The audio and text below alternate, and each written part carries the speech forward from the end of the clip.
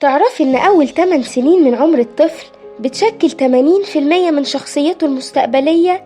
يعني كل دقيقة في الأجازة فرصة تبني بيها مهاراته أو نضيفها في وقت ضايع. لو حابة تستغلي الأجازة صح، هقولك 5 بدايل للموبايل تملى يوم طفلك نشاط وتعلم من غير ما تتعبي.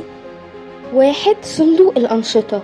جهزي علبة فيها كروت أو أدوات بسيطة زي الألوان، اللزق، المقص، صلصال، وافتحيها وقت الزهق بدل ما تديله التابلت. 2. لعب تمثيلي.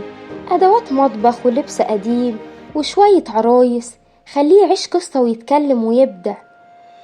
3.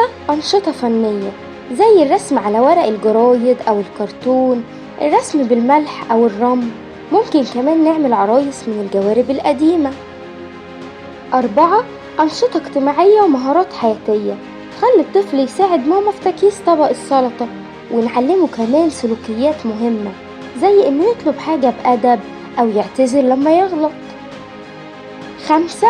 لعبة مائية في البلكونة، شوية مية وكوبايات أو بخاخ، نشاط حسي ممتع وبيهدي التوتر. لو حسيتي إنك عايزة تملكي يومك بدل ما الوقت يسرقك، ابدأي بحاجة بسيطة من النهاردة.